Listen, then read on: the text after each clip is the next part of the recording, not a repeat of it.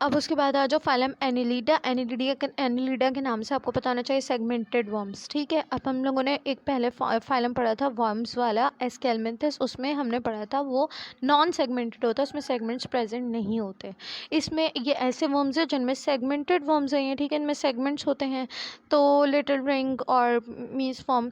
खैर बहरहाल habitat and habit, इसमें क्या आ जाएगा, ये फ्री लिविंग है, सॉइल में पाए जाते हैं, अर्थ फॉर्म इनकी बेस्ट एग्जाम्पल है, ठीक है।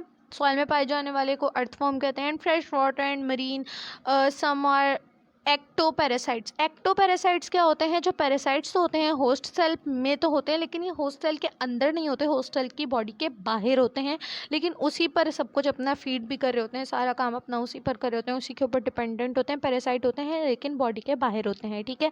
सो एक्टोपैरासाइट्स की एग्जाम्पल है लीच। तो ये ज़्यादातर कहाँ पर है, ये फ्री लिविंग भी है, सॉइल में भी है, फ्रेश वाटर में भी है, मरीन में भी है, उसकी भी एग्जाम्पल दी हुई है नेरीस, और ये एक्टोपैरासाइट्स के तौर पर भी पाए जाते हैं, ठीक है। फिर इनकी बॉडी ट्रिप्लोब्लास्ट के 3 लेयर्स हैं। मेटामेरिकली सेगमेंटेड, मेटामेरिज्म क्या होता है, body is divided into segments both internally and externally by transverse partition called septa. Septum is a membrane between segments. Possess true coelom, divides into compartments by septa. Contain coelomic fluid. Also acts as hydrostatic skeleton exam that is become hard by fluid pressure. आपसे क्या कहा जा रहा है, इनकी body triploblastic है, इसकी symmetry के बारे में आपको बताया जा रहा है कि इसे मेटामेरिकली सेगमेंटेड है, ये मेटामेरिकली सेगमेंटेड है, हमें ये बात ऊपर से पता है कि ये सेगमेंटेड है। मेटामेरिकली सेगमेंटेड का क्या मतलब है, मेटामेरिज्म एक ऐसा प्रोसेस है जिसमें आप बॉडी को सेगमेंट्स में तो डिवाइड करते हो, लेकिन इंटरनली भी सेगमेंट्स में डिवाइड करते हो और एक्सटर्नली भी सेगमेंट्स में डिवाइड करते हो, ठीक है। उसमें ऐसे पार्टीशंस करते हो, अब जैसे एक सेगमेंट से दूसरे सेगमेंट के दरमियान जो पार्टीशन है, ये पार्टीशन कहलाएगा सेप्टा, ठीक है, सेप्टा।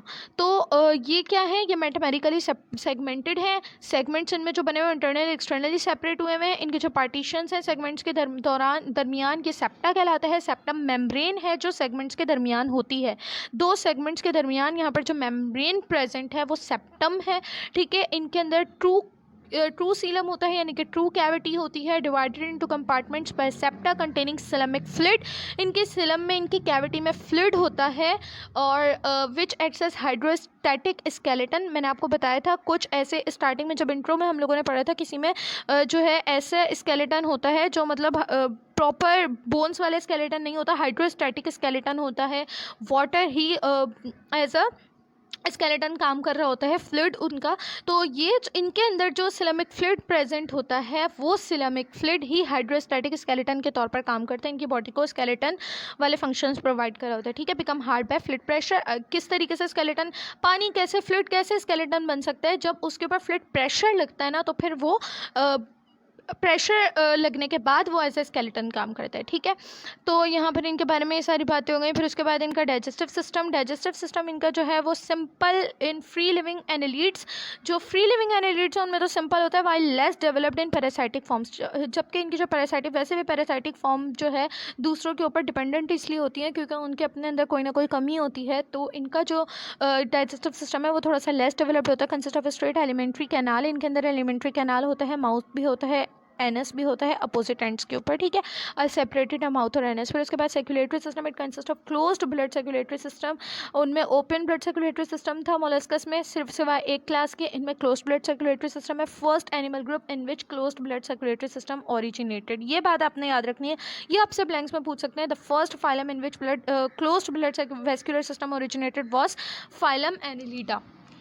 उसके बाद इनके एक्सक्रीटरी सिस्टम की बात कर रहे हैं, segmentally arranged nephridia and their excretory organs. Excretory system में भी आप देख लो, इधर अभी इस फाइलम तक के भी नेफ्रीडिया मौजूद है। नेफ्रीडिया आपको अब याद होना चाहिए, एक्सक्रीटरी सेल्स होते हैं, ठीक है, और एक्सक्रीटरी सिस्टम थोड़ा सा मॉडिफाई हो गया है।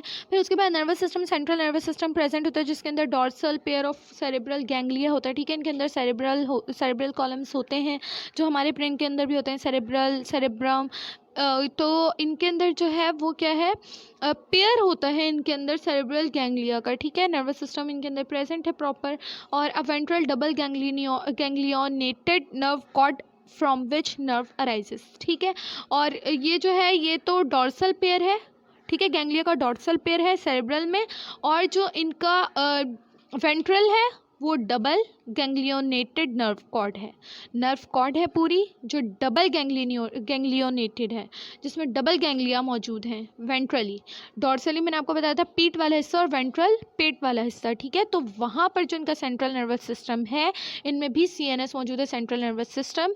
डॉर्सली जो है वो पेयर होगा गैंग्लिया का, और वेंट्रली भी पेयर होगा गैंग्लिया का, क्योंकि ये भी डबल है। और इधर से जो है वेंट्रली जो वेंट्रली है गैंग्लिया, वो वहाँ से नर्व कॉर्ड अराइज हो रही है, ठीक है, जहाँ से डिफरेंट नर्व्स अराइज हो रही हैं।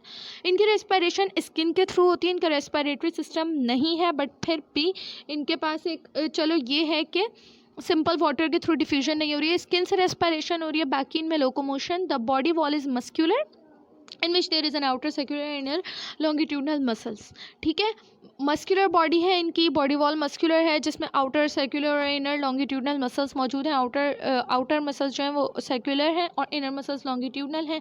Muscles with hydrostatic skeleton help in locomotion. In muscles के दरमियान क्या है, इन सेगमेंट्स के दरमियान क्या है, सेप्टा है, सेप्टा में क्या है, फ्लूइड है, फ्लूइड क्या है, हाइड्रोस्टैटिक स्केलेटन प्रोवाइड करता है। हम पढ़ चुके हैं हाइड्रोस्टैटिक स्केलेटन ही इनका लोकोमोशन में हेल्प करता है। फिर उसके बाद काइटिनियस, काइटा और setae are locomotory organs in earthworm. Earthworm में कौन लोकोमोशन करवाता है, काइटिनियस, काइटा और setae. Embedded in sacs while in nereis parapodia are present.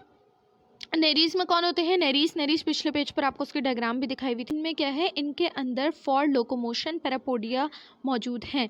तो आपने ये याद कर लेना है कि कहीं पर जो है काइटा और सिटा मौजूद है लोकोमोशन के लिए, कहीं पर हाइड्रोस्टैटिक स्केलेटन हेल्प कर रहा है, एंड नेरीज में पैरापोडिया काम कर रहे हैं। लीच में कोई लोकोमोटरी ऑर्गन्स मौजूद नहीं होते। तो आपको 2-3 एग्जाम्पल्स दी हुई थी ना, तो उन एग्जाम्पल्स में सेपरेटली बताया हुआ है कि इसमें लोकोमोटरी ऑर्गन ये है, इसमें ये है और इसमें ये है, तो ये आपको याद होना चाहिए, ठीक है। और लीच में कोई लोकोमोटरी ऑर्गन नहीं है। उसके बाद यहाँ पर आपको लीच और अर्थवर्म की डायग्राम दी हुई है डिटेल्ड, ये आपको पता होनी चाहिए। ऊपर देखो आपको लीच में बताया हुआ है कि यहाँ पर जॉज होते हैं। लीच कहता है एक्सटर्नल एक्टोपैरासाइट के तौर पर था ना, तो इसका डाइजेस्टिव सिस्टम थोड़ा सा इनकम्प्लीट डेवलप्ड होगा। तो यहाँ पर इसके फेरिंग्स हैं, यहाँ पर इसकी क्रॉप है, यहाँ पर क्रॉप सीकम है, इंटेस्टिनम है और ये पोस्टीरियर सकर है। तो ये आपको लेबलिंग पता होनी चाहिए। जबकि अर्थवर्म पर आप आ जाओ, अर्थवर्म पर पोजीशन ऑफ माउथ यहाँ पर है, क्लीटेलम, सेगमेंटेड बॉडीज़ की बॉडी में पूरे सेगमेंट से पोजीशन ऑफ एनस। तो बस ये थोड़ी सी लेबलिंग आपको पता होनी चाहिए, ठीक है। फिर उसके बाद आ जाओ इनकी रिप्रोडक्शन। आपने सबसे पहले तो एक बात याद रखनी है कि बाइसेक्सुअल का एक और नाम क्या है। बाइसेक्सुअल को मोनोशियस भी कहते हैं और यूनिसेक्सुअल को डायोशियस भी कहते हैं, ठीक है। तो इनकी जो रिप्रोडक्शन है वो कुछ इस तरह से है कि ज़्यादातर एनिमल्स इनमें बाइसेक्सुअल होते हैं, ठीक है। उनके एग्जाम्पल आपको दी हुई है लीचेस और अर्थवर्म, और कुछ जो है इनके अंदर यूनिसेक्सुअल होते हैं जिनकी एग्जाम्पल है नेरीज, ठीक है। अच्छा जी, फिर उसके बाद डेवलपमेंट, इनकी डेवलपमेंट जो है वो डायरेक्ट भी होती है, इनडायरेक्ट भी होती है, ट्रोकोफोर लार्वा के थ्रू। ये हमें पहले ही बता दिया गया था कि इनके अंदर इनडायरेक्ट डेवलपमेंट भी होती है, और जो इनडायरेक्ट डेवलपमेंट होती है वो किसके थ्रू होती है, लार्वा स्टेज के थ्रू होती है। फिर उसके बाद रीजनरेशन इनमें प्रेजेंट होती है, और रीजनरेशन हमने शुरू के फाइलम्स में पढ़ी थी। और फिर उसके बाद जो है एवोल्यूशनरी एडेप्टेशन एनालिट्स की जल्दी से देख लेते हैं। There are great evolutionary adaptation in terms of feeding, there is that is from the sucking pharynx of the class Oligochaeta and the chitinous jaws of carnivores in class Polychaeta to specialized tentacles and series of the ciliary feeders। और एक phylum की मज़ीद classes होती हैं। एक class का जिक्र पिछले फाइलम मोलस्का में था जहाँ पर ओपन ब्लड सर्कुलेटरी सिस्टम नहीं होता, बिल्कुल उसी तरीके से यहाँ पर भी कुछ क्लासेस का जिक्र किया गया है। अब आपके लिए कोई नई बात इसलिए नहीं होनी चाहिए क्योंकि आपके जहन में ये होना चाहिए कि हर फाइलम की क्लासेस मौजूद होती हैं, ठीक है। तो इधर बिल्कुल वैसे ही एनिलिडा की भी क्लासेस मौजूद हैं। जैसे इसकी एक क्लास है क्लास पॉलीकाइटा और एक क्लास है क्लास ओलिगोकाइटा, ठीक है। तो इनके एवोल्यूशनरी एडेप्टेशन ये बता रहे हैं फीडिंग के पॉइंट ऑफ व्यू से, that is from the sucking pharynx of class Oligochaeta. जो क्लास ओलिगोकाइटा है उसके अंदर जो फेरिंग्स होता है वो सकिंग होता है, मतलब वो फूड को आसपास जहाँ पर भी उसे अपना फूड दिखाई देता है वो उसे सक कर लेता है। And the chitinous jaws of carnivores in class Polychaeta, ठीक है। और जब एडेप्टेशन इनकी ये है कि वहाँ से जहाँ से सकिंग के थ्रू ये फीड करते थे उनमें इतनी एडवांसमेंट आ गई, इतनी मॉडिफिकेशन आ गई, इतनी एडेप्टेशन आ गई कि क्लास पॉलीकाइटा तक पहुँचते पहुँचते इनके काइटिनियस जॉस डेवलप हो गए, ठीक है। टू स्पेशलाइज टेंटिकल्स, और फिर मज़ीद इनके अंदर मॉडिफिकेशन हुई है, मज़ीद इनके अंदर अडेप्टेशन हुई है, और फिर ये सिलियरी फीडर्स में कन्वर्ट हो गए हैं क्योंकि उनके अंदर क्या आ गए हैं, टेंटिकल्स आ गए हैं। पहले सिर्फ सकर्स थे, फिर जॉस आए, फिर टेंटिकल्स आ गए, टेंटिकल्स एंड सिरी, ठीक है, ऑफ द सिलियरी फीडर्स, जिनमें सिलिया के थ्रू फीडिंग होती है, वो सिलियरी फीडर्स हैं, उनमें टेंटिकल्स और सिरी होते हैं, ठीक है। The organs of locomotion are chitinous chaetae और सीटा, हम ये पढ़ चुके हैं। अर्थवर्म में ये दो ऑर्गन्स है लोकोमोशन के, ये ऑर्गन है लोकोमोशन का। और पैरापोडिया में कौन सा है, पैरापोडिया नहरीस में है। और अब बात कर लेते हैं इनके लोकोमोटरी ऑर्गन्स की। बात हो गई इनके सर्कुलेटरी सिस्टम के ऊपर आ जाओ। Formation of specialised blood vessels is another evolutionary adaptation. इनकी जो है स्पेशलाइज्ड ब्लड वेसल्स होती हैं, इनमें एक प्रॉपर सर्कुलेटरी सिस्टम आ गया है ना। ये पहले हैं जिनके अंदर क्लोज्ड ब्लड सर्कुलेटरी सिस्टम आया है, वो था ओपन ब्लड सर्कुलेटरी सिस्टम पहले वाला। मैंने आपको वहाँ पर एक बात बताई थी ना, open blood circulatory system, closed blood circulatory system, दो अलग अलग सर्कुलेटरी सिस्टम होता है। क्या डिफरेंस था, वहाँ पर सैक था, कैविटी थी, जिनमें जो है ब्लड मौजूद था, हीमोसिलेमेट्स थे वो, तो उनके अंदर उस कैविटी में ब्लड था, कोई नर्व्स वगैरह में ब्लड इनक्लोज्ड नहीं था, इसलिए वो क्लोज्ड सर्कुलेटरी सिस्टम नहीं, ओपन सर्कुलेटरी सिस्टम था। ये क्लोज्ड सर्कुलेटरी सिस्टम है, तो इनके अंदर स्पेशलाइज्ड ब्लड वेसल्स मौजूद होती हैं, ठीक। फिर उसके बाद आ जाओ जल्दी से इनकी इकोनॉमिक इंपॉर्टेंस के ऊपर। अर्थवर्म्स बरो itself in the soil, thus permits great penetration of air into soil and improve drainage capacity of the soil. Earthworms क्या करते हैं, अपने आप को सॉइल में बरी कर लेते हैं, जिसकी वजह से एयर की पेनिट्रेशन कैपेबिलिटी इंक्रीज़ होती है सॉइल में, ये उसमें होल्स करते हैं, और इस तरीके से ड्रेनेज कैपेसिटी इंक्रीज होती है सॉइल की, इंप्रूव होती है सॉइल की, and make the soil soft, जिसकी वजह से सॉइल सॉफ्ट हो जाती है, जमती नहीं है। It eases the penetration of roots, इनकी वजह से रूट्स की पेनिट्रेशन भी ईजी हो जाती है। जिस जिस सॉइल में ये प्रेजेंट होते हैं वहाँ पर रूट्स की पेनिट्रेशन ईजी होती है, रूट्स जड़ें मजबूत होती हैं। The earthworms are also known as the nature's plough, ये नेचर्स प्लव कहलाते हैं। मैनी इनका ये नाम स्पेशली आपको याद होना चाहिए। Many worms are used as food by fishes, ठीक है, ज़्यादातर वर्म्स को फिशेस खा जाते हैं, उनका सोर्स ऑफ फूड है।